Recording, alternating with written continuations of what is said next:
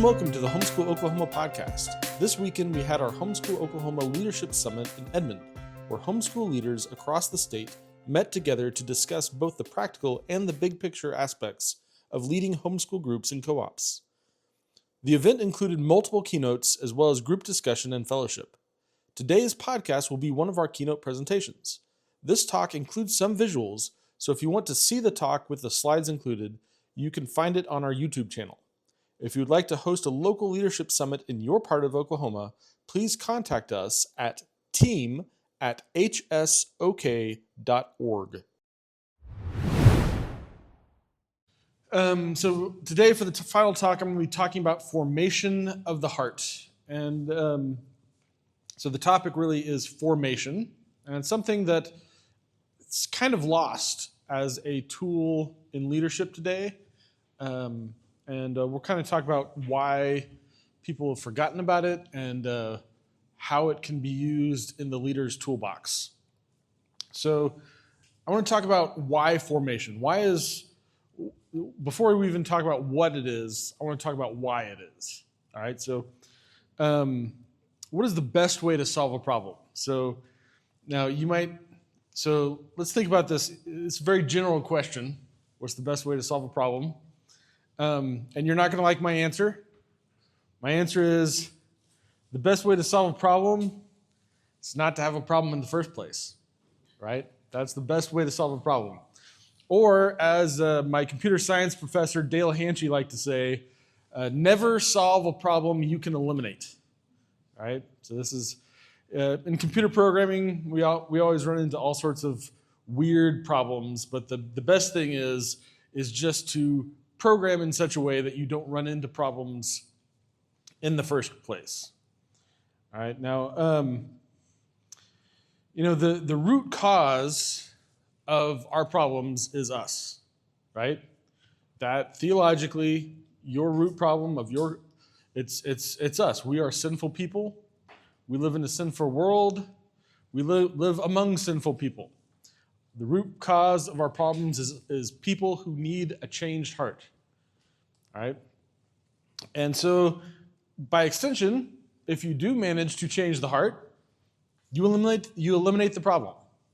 There's not, if we were all perfect beings with perfect hearts, we would live in perfect harmony and we would not have these problems. So I hope you can see where I'm going. If we actually intentionally work on our hearts and on the hearts of the people that we work with on a daily basis, we can actually eliminate a lot of problems before they even happen. All right, now, there's a common saying, as the best time to plant a tree is 20 years ago. Right? What's the second best time to plant a tree? Right now, today. All right? We don't have right hearts today. There's all sorts of things we can wish we would have done in the past to make our hearts more right today. And we can wish all we want. But the fact is we're here today. And so the best time to get our hearts right was 20 years ago. And the second best time to get our hearts right is today. So the question is, how do we plant, water, and grow the tree of right hearts? Okay. So I want to look at the Bible real quick and look at what the Bible says about the benefits of shaping our hearts. So this goes all the way back to the Old Testament. Proverbs 4:23. Above all else, that sounds important. Above all else, guard your heart. Why do we guard our hearts? Because how much of what we do? Everything we do. Everything we do flows from it. Okay? So above all else, guard your hearts because everything you do flows from it. All right? In the New Testament, Paul says to the Romans, do not be conformed to this world, but be transformed by what? The renewing of your mind. Right? You're going to have a transformed mind. that by testing you may discern what is the will of God. So having a renewed mind, which, I will say the actual relationship between mind and heart is not something that I'm especially clear on, but having a renewed mind and heart doesn't just change everything you do. It helps you discern what the will of God is, right? Who here needs help discerning what the will of God is, right? So if we were able to do better things because we have better hearts and discern what the will of God is, that will take us a long way forward, right? So then what does Jesus say? Jesus says, "For the mouth speaks what the heart is full of. A good man brings good things out of the good stored up in him, and an evil man brings evil things out of the evil that is stored up in him." All right, so if you fill your heart with good things, you're going to bring good things out. And that's just going to happen naturally. Okay? So these are really important things to think about. So, whose heart needs to be changed? Well, first of all, our hearts need to be changed. Right? We have to say we have not done everything that we need for our hearts, and so we need to do more. So having a better heart will align us better for leading our groups in peace, courage, and wisdom. Okay, so if your heart is better, you will be a better leader. Okay? If our families are growing as disciples of Christ, that helps us be examples for others on how to do this. If your training of your children into the heart of God will help show other people how they can be training their children into the heart of God. And then as groups, having a shared heart and a shared vision will help us stay united, thriving, and at peace within our communities. So if not only do we have hearts of goodness, but we have a shared heart, we have a shared vision. This is one thing that a lot of people don't realize is that a lot of disagreements that happen over differences in vision. And so if you can align yourselves and help people see the vision for your group in the same way that you do, that can align yourself so that the problems don't happen in the first place. You have alignment, so everybody's on the same page. And the problems are smaller, and there's fewer of them. So that's what we're aiming for. We want changed hearts. We need them for ourselves. We need them for our families. We need them for other people. All right? So how do we do this? All right, so that is what formation is. It's how you do this. All right, so I'm going to do a quiz. Now, before I do this, I do want to say this whole concept of formation, it's also new for me. Okay, so haven't been a lifetime developer of formation, haven't been a lifetime practicer of formation. So this is new to me too. So I just want you to realize as we go through this. What's your favorite movie? While you were sleeping. Others? Sound of Music. All right. Others? Die Hard. That's mine. Anything else? All right. So here's what I want to know. Who do you relate to in that movie?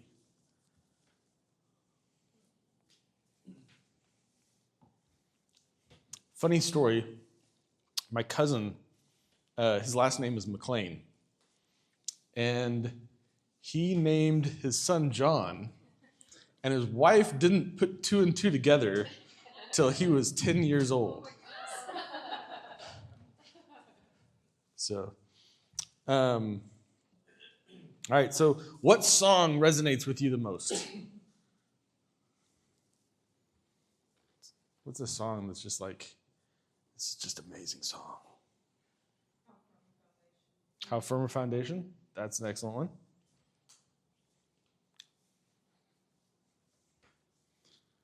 So the song I like, has anyone heard The Middle by Jimmy Eat World? It's a great song. I'd sing it for you, but then you'd all walk out. So we'll let Donna be in charge of the singing. So one thing with songs is you think about how do the images and feelings of the song match your daily experience. Okay. So think about your favorite song and think about how that song makes you feel, what it makes you think about. Okay. So now what I want you to ask yourself is, what things do you do regularly that if you failed to do them, your day or your week would seem incomplete? Okay, what are things that you would just be like, it wasn't a day because I didn't do this. All right. Fed the animals. Fed the animals, yes. Yeah. What? Reading. All right. Good time with a book. Yeah. My wife and I sit down and watch about 20 minutes of TV at the end of every day. It just would not seem like a day. And we play Wordle. It's also would not be a day without Wordle. So I want to just comment a little bit on this. So my point is not to stand in judgment over you for your favorite things. I'll tell the good and bad things about my favorite things. So Die Hard, I'll tell you why I like Die Hard. Die Hard is a great movie because there's a guy, and he's not a great guy. The John McClane is not the world's greatest man. He's got lots of problems, but when push comes to shove, he does what he has to do in the right situation, right? He's put between a rock and a hard place. He does what he needs to do for the people he loves in the time that they need it most, right? And what you have to do is you have to ask yourself, what are the images that you have in your mind about what reality looks like? What are these stories? What do they do to you as a person? Okay, because if you're living with the wrong stories, with the wrong messages, they can change the way that you put together the story of what's happening in your life. Okay, there's bad things that you can pull out from Die Hard as well, but there's a insane amount of cockiness and whatnot. But nonetheless, what you should be asking yourselves all the time is think about the things that you enjoy and the things that you think about, and ask yourself what kind of a person is thinking about those things and doing those things making you into. So formation, a simple definition, is just the process of building a person's heart. Okay? So I could tell you to be a great person, but that doesn't make you a great person. You can tell yourself, I'm going to be a great person, but that doesn't make you a great person. You have to do the things, right? So your heart, as we saw in those Bible verses, your heart is what guides all these things. And so formation is, how do you build your heart? What is the process of building your heart? So again, results of formation. What storylines do we love and are familiar with? That is a result of formation. What stories go on in your mind? What do you tell yourself? What kinds of storylines go on in your mind? How do you interpret the world through those storylines? So if something happens to you, if somebody cuts you off in traffic, is that the start of a revenge story? Or is that an angel intervention story for something you don't even see? Right? These are two different stories you can tell yourself about the exact same situation. Okay? And so we have to be careful about what types of stories that we tell ourselves and think about, because they will affect the way that we view all the things that happen all around us.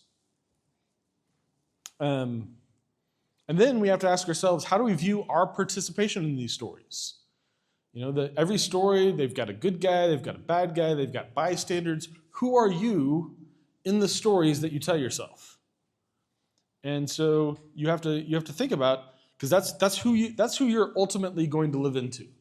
Is you have these stories, you tell yourself, then you say, okay, well, who am I relating to in this story? And that's probably when situations arise, you're going to read that story into what's happening. And you're going to live out that story that you've told yourself. And then this even applies to wider contexts. What is the story that we see when we look at our city? What is the story that we see when we look at our church? What is the story that we see when we look at our groups?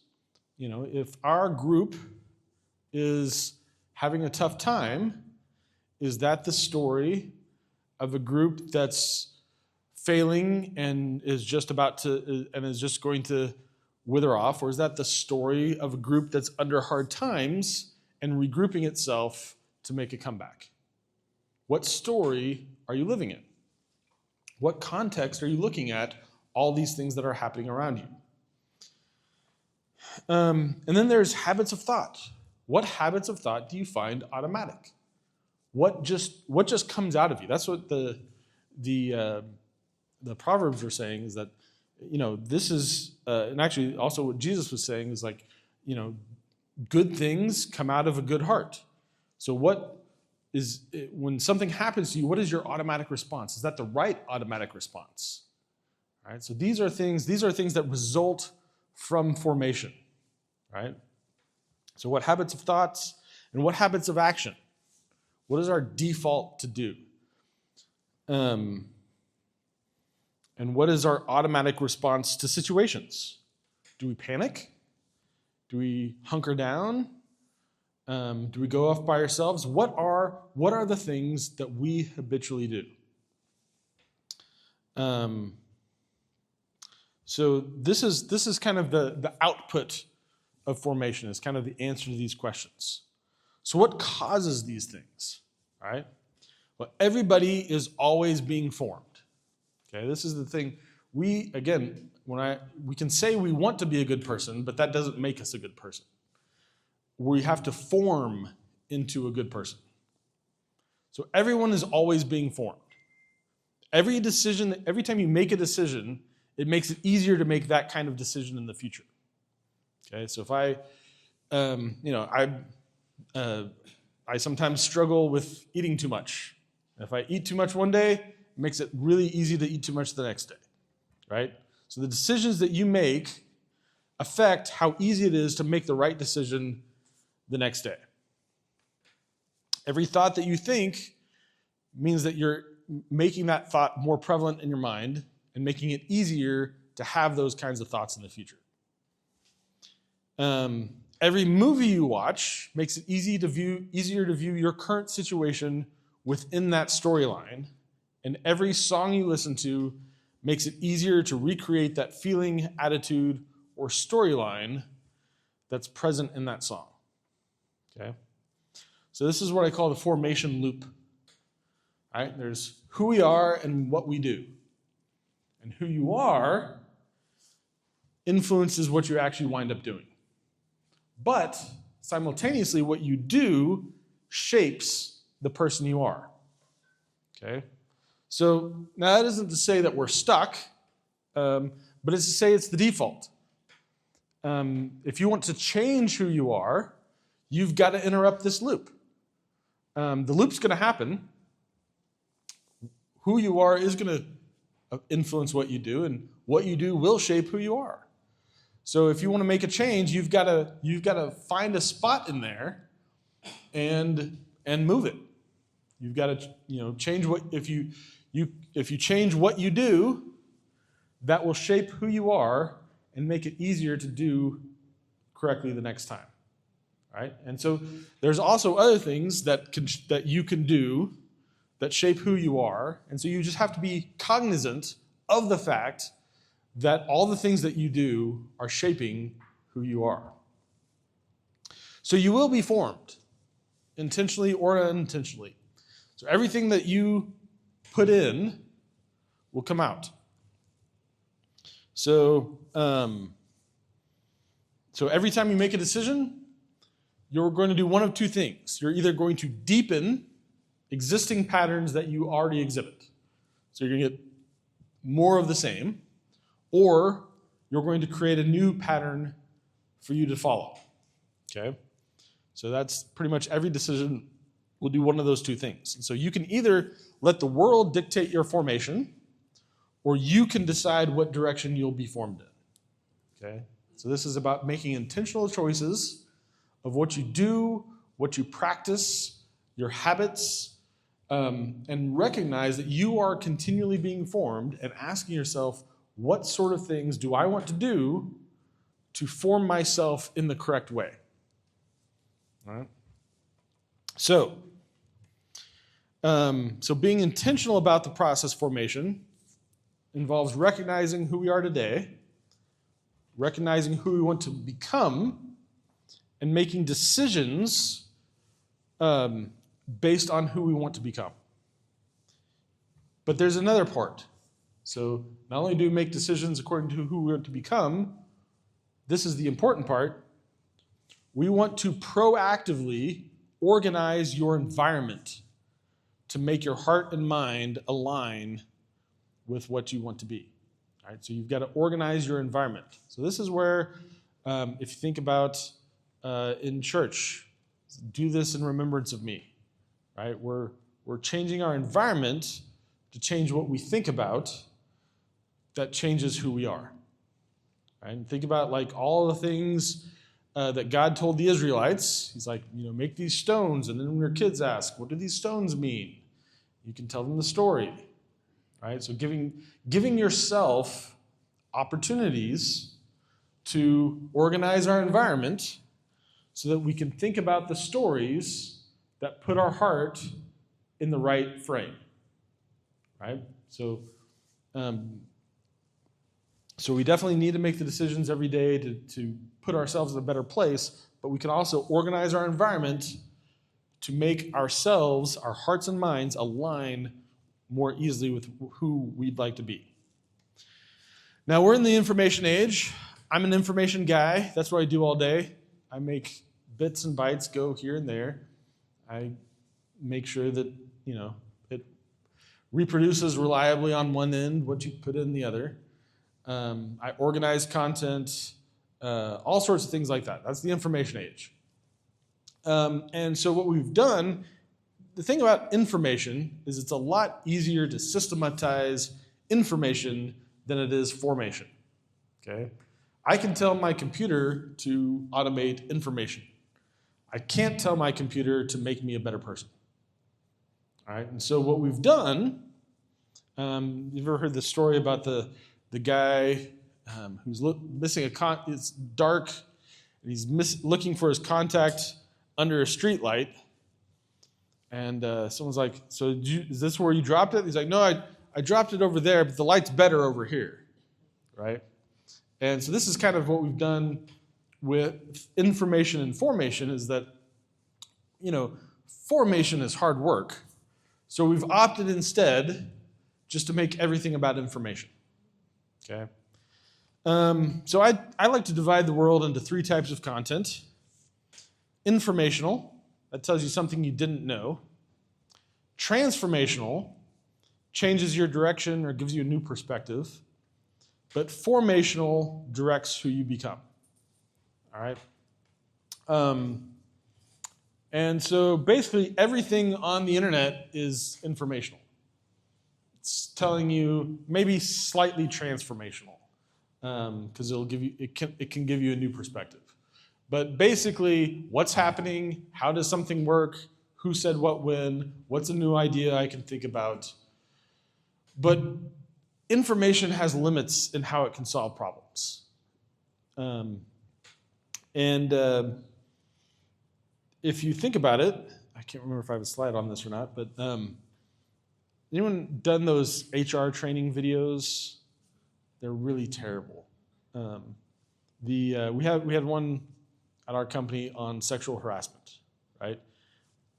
I cannot imagine any person on the earth who was sexually harassing someone who watched one of those videos and like, oh my gosh, now I shouldn't, right? That is the quintessential nature of replacing formation with information, right? It'd be, you know what's the thing about actually stopping sexual harassment in the workplace? It takes work. You know what doesn't take work? Putting in an informational video, right? And that's kind of what we've done with everything. We're like, okay, well, we'll just give you the information and let you do whatever you want with it, right? So information is relatively easy to systematize and deliver, and therefore modern life focuses on information to the exclusion of everything else. And that brought to mind a quote by Reinhold Niebuhr. It cannot be denied that a bourgeois society is in the process of experiencing the law of diminishing returns in relation of technology and efficiency to the cultural life. The pursuit of culture requires certain margins of physical security and comfort, but the extension of the margins does not guarantee the further development of cultural values. It may lead to a preoccupation with the margins, an obsession with the creature comforts. So my first part, I'm focusing on the first part, that we have diminishing returns in what technology and efficiency are doing for us. It really is, we're leaning on them for things that they can't possibly deliver. Okay. So when we have information, but we don't have formation, it's basically dead. All right, so it's like if you read a book and then immediately forget it. Doesn't do you much good. Or if you read an article and like, that's an interesting article. And a month later, you're like, that didn't really change anything. That was interesting, right? It's inert. It's dead. It doesn't do anything. HR training, right? That is a complete waste of everyone's time. So if you have information, but you don't have formation, it doesn't do anything. And so the internet has addicted us to information without formation, and most people don't even know the difference. Okay? So I'm going to walk through just a couple of scenarios that are how you would actually go about the process of solving problems using formation. Okay? So one of which, we can think about specifically, so fixing disrespect, we can even specifically say sexual harassment, anything like that. If you've got a respect problem in the workplace, all right? So many workplaces face issues where employees are disrespectful to each other in some way. So, informational fix. Do an HR training video, all right? What interactions are respectful? What interactions are disrespectful, right? And that does nobody any good. There might be some margin of people who really didn't know, right? I've met some people who legitimately did not know what was respectful and not. That's helpful to them, but that's not usually, if you've got a problem in the workplace, that's not usually what the problem is. So it's only helpful if people really don't know what the difference is, right? So there's a transformational fix, which is kind of a start, and that's to show the people the damage of what disrespect can do to a workplace, right? So you can give people a new perspective on what this does. So you're not just giving them information about what not to do and what not to do. You're giving them, okay, you're being disrespectful. Let's think about this through their eyes. What is this doing to them? And you can think about what the impact is. And so this is useful if people really don't understand the consequences of their actions. And that probably happens more often than just a straight informational problem. But the formational fix is to establish easy, enforceable habits of respect. Okay? So you could institute a rule in your office that says you should always knock on a door before entering. Right? That's easy. It's easy to enforce. It's easy to do. and it's something that you're going to do every day, right? Every day you're going to walk into someone's office. So every day we have established a habit of practicing respect. And it's something that anyone can call anyone out on and say, oh, you forgot to knock on the door, right? So it's enforceable, it's straightforward, and it enforces the attitude you're looking for. You're giving people continual practice in respect and how to give it. Okay, so that is what a formational fix looks like. Giving people practice in what it is that they're missing. So the one issue with formational fixes is that they take longer to work. Formational fix does not work overnight. So if you have like a severe problem, you have to take care of the severe problem directly, but this is how you can manage the longer term outcomes, right? So, fixing interpersonal conflict. So a lot of people have bad attitudes toward each other. So again, we've got the informational fix, HR training about why bad attitudes don't help. The transformational fix is to tell stories about people whose attitudes have used their attitudes to overcome adversity. So maybe they just didn't realize that your attitude actually does something. If I've got a bad attitude that can harm us, if I have a good attitude that can help us. Some people don't know that. So a transformational fix, you can tell someone a story about how the company was having a bad attitude and they changed it and everything magically worked after that, right? The formational fix is to institute a weekly team get-together where everyone shares positive things about the past week and about each other. So you're giving people practice in holding the right attitude. So you give them a regular, repeatable practice of what to do to form them in the right way. So now you're developing a habit of sharing positive things, of being positive, about sharing positive things about each other. They're seeing other people do it. They're having to do it themselves. And so this comes out that this will make this a more habitual reaction for them to actually to do in the future. It gives people practice in thinking about the good rather than the bad, right? So a lot of times people focus on the negative. I focus on the negative a lot. I always think about what's wrong with something. But this gives people practice thinking about what's right. So you can use this in your household. So short term, you might ask yourself, what problems am I facing in my house today? And long term, who do I want to train my children to be? What type of person do I want them to be? Right? So take those two things and ask yourself, what simple daily practices will make good habits in this direction? We're not trying to solve the problem tomorrow. We're trying to establish a good habit that will lead them in the right direction. So, for example, if someone's messy, one habit you could establish is you need to pick one thing up off the floor every time you leave your room. Right? That's easy. One thing.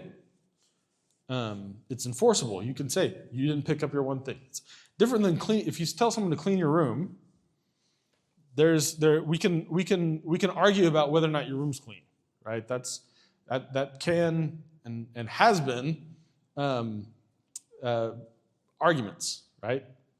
But there's probably something that they can pick up off their floor. Right? And so you say every time you leave your room, pick up one thing off the floor. Right? That's a habit. And so, you can say every time, just ask yourself, what is something that you can do simply, reliably, and repeatably? And then another thing is, what simple daily questions will help us make better choices? Right? What are the things that you should be asking yourself. All right. So the kind of the ones that we do in our families, we say, what is the next right thing? Okay, that's the question that we've kind of trained ourselves to ask. What is the next right thing? The nice thing about a simple question like that is that kind of boils through a lot of different things, because you're like, oh, there's so many things going on. I'm overwhelmed. I don't know what to do. And you just ask yourself, I don't need to solve the whole world. I just need to know what's the next right thing. The Christianese version is, what would Jesus do? Right? So these simple things help us make better choices in the moment. And so if you practice asking yourself the question, then you're more likely to get the answer. And then you say, what stories can we surround ourselves that orient in the story we're trying to live out? Okay? So, because we need to immerse ourselves in stories that reflect what we're trying to live out, because that will help us. It helps us regurgitate that story, because that's how we're thinking. So the transcendental virtues are truth, goodness, and beauty. This is reflected in Philippians 4:8.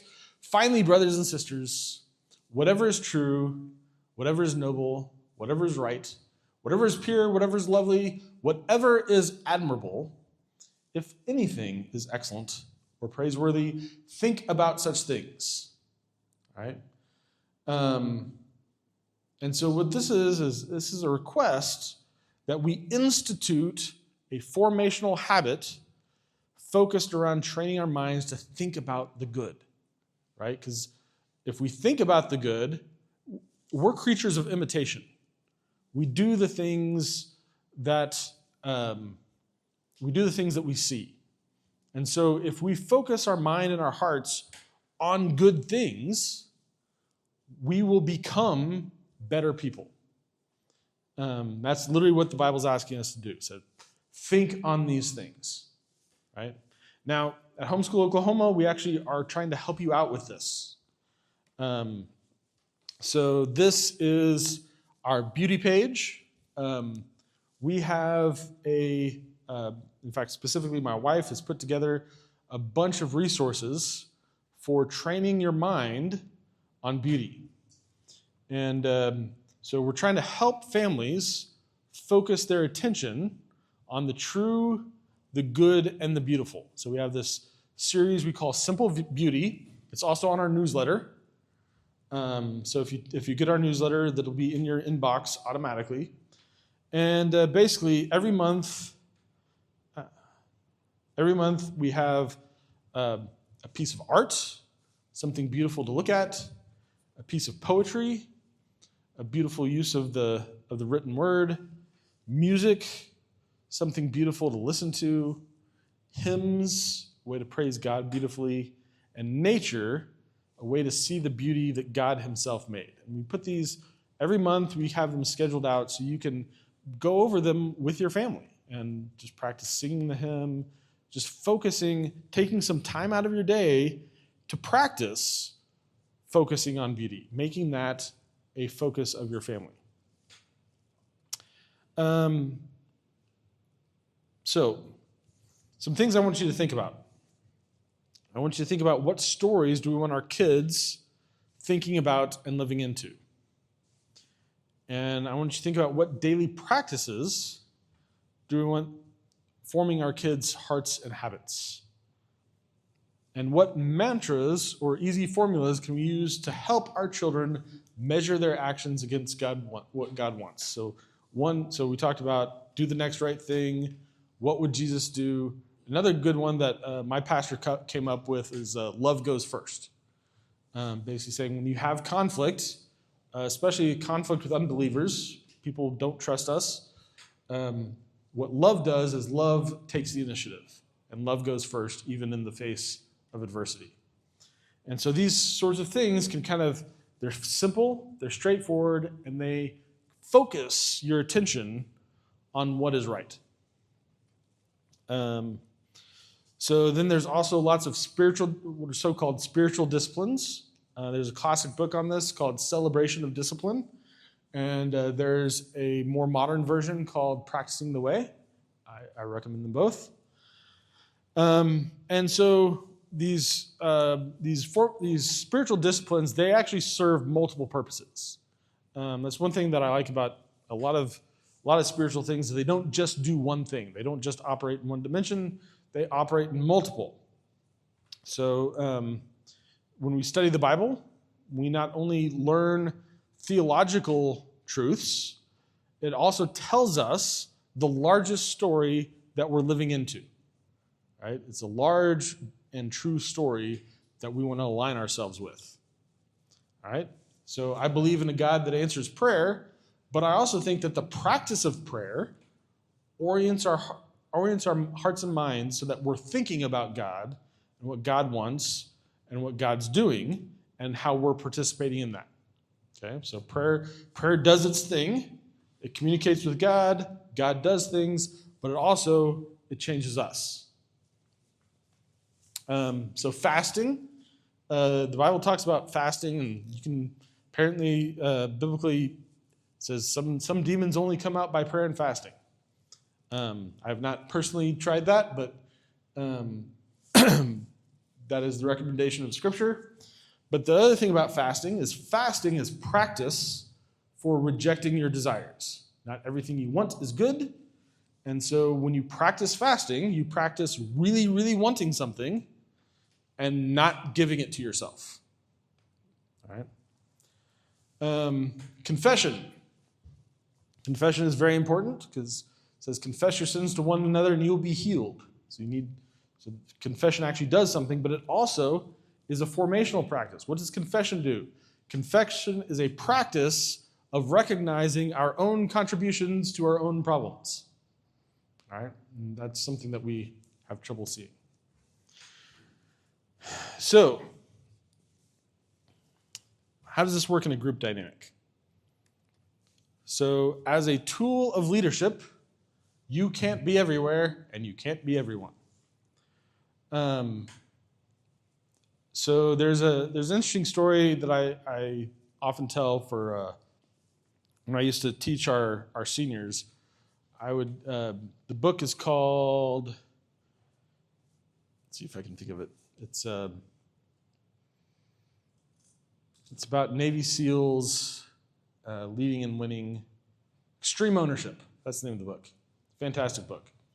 And one of the things he talks about a mission where he was the leader, and some of his guys started attacking his own guys because they were in the wrong building.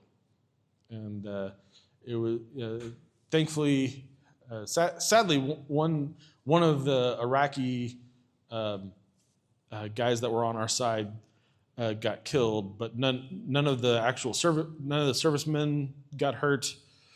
But it was a terrible event. You never want to have that happen to you in war, and so ultimately the guy in charge is supposed to tell people what went wrong, and he's like, "There's one person who's responsible for this, and it's me."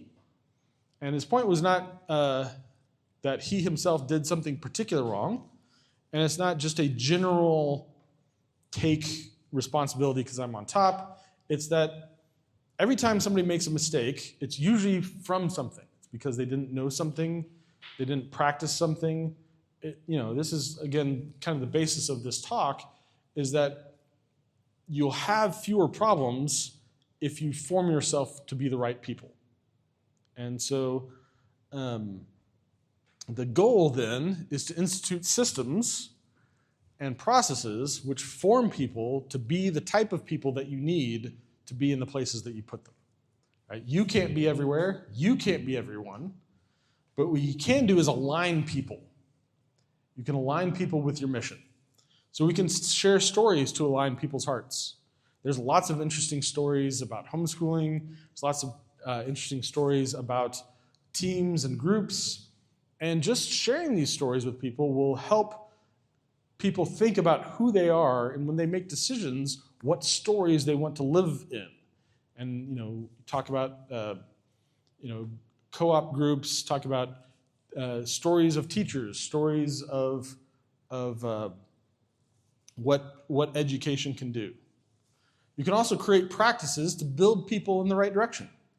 You can ask yourself, what do we need to be doing? Again, think about the HR issues that we talked about. What are some practices that we can do? Think about the problems that you have. What practices can we do to build people just a little bit closer to who we need them to be? And then develop habits of thought and action to make doing the right thing easier for everyone. How can we make this process of figuring out what to do easier and more straightforward? So what you need to be thinking about, if you think about your current homeschool group, you say, think about your problems and you say, what is their underlying cause? And then you ask yourself, how can we as people change to fix the problem? Like obviously, as I mentioned, there's kind of the immediate problem, but then there's the long-term problem. Deal with the immediate problem however you need to deal with the immediate problem. But for the long-term problem, ask yourself, how does the community need to change so that the community doesn't have this problem?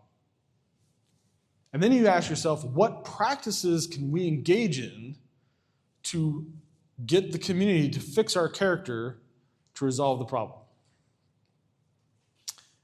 And then you say, what stories can we tell that help us orient ourselves in this situation?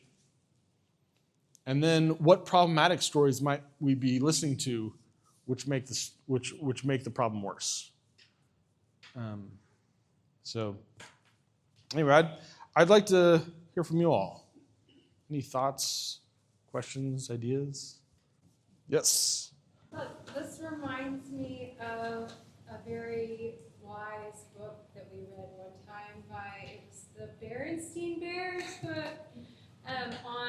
It was like, I can't remember what the title of it was, but it was a mama bear saying that the two older kids were fighting, and so she gave them some solutions, and the two kids were like, well, we're going to show her, we're going to say stuff that's like even more drippy with gooiness, so like, thank you, brother dear, you're so welcome and everything. Well, and then it eventually works in their house because they were practicing that. Well, my kids thought it was so funny that the two older ones thought they would try it, and it totally worked. Because they were practicing saying the nice things to one another when they had been bickering so much. And when you practice saying the nice things, then you just keep saying the nice things, and it's only when you say something mean and the other person takes offense and then you start in again. But just practicing that habit of kindness and it helps form the heart into something that you're seeing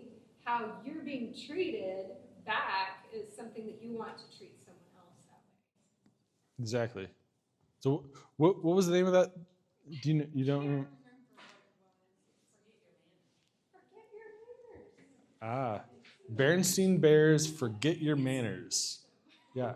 So, and one that that my mom shared that I always thought was dumb.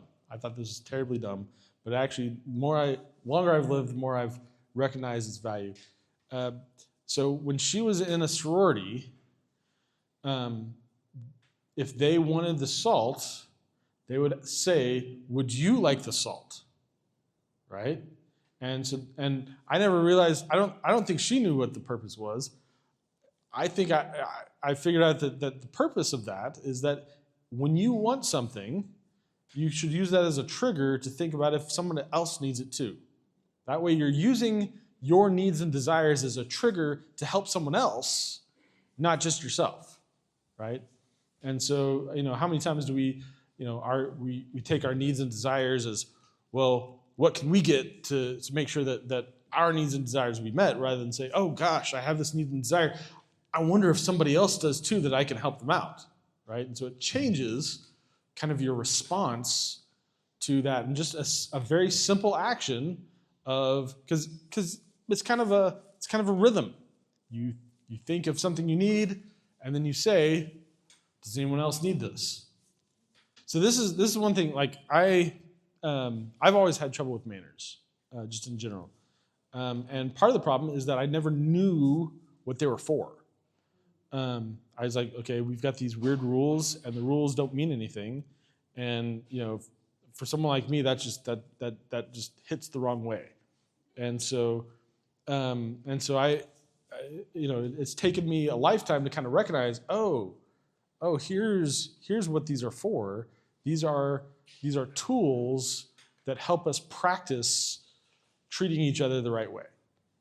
And it's not that manners can't change. We can adopt other practices, but if we don't have any practices that help us treat each other the right way, well, that leads to problems. And that's what really leads to groups and families and societies breaking down. In fact, one thing I think, there's a lot of old wisdom that no one knows what it's for. And I think that's a problem with the church.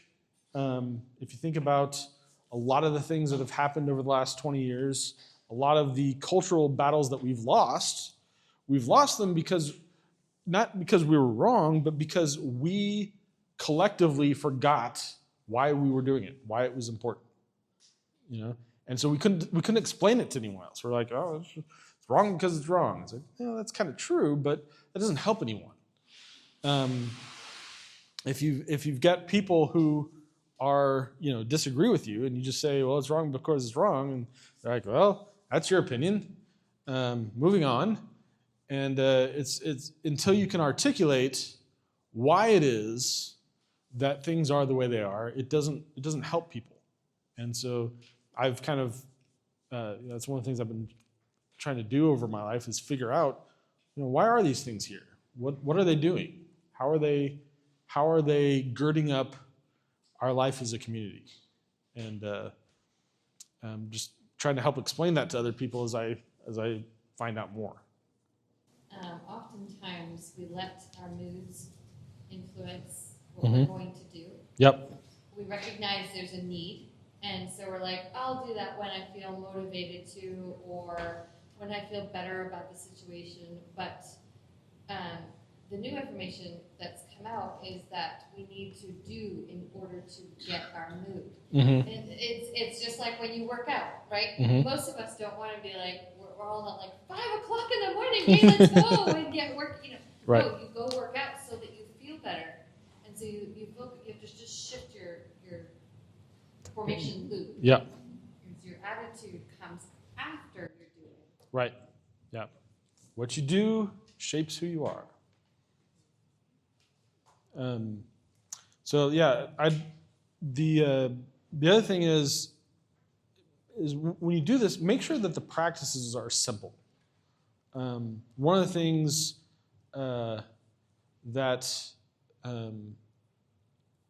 if you make the practice too hard, if you make the habit too complicated, then it becomes an opportunity for failure rather than success.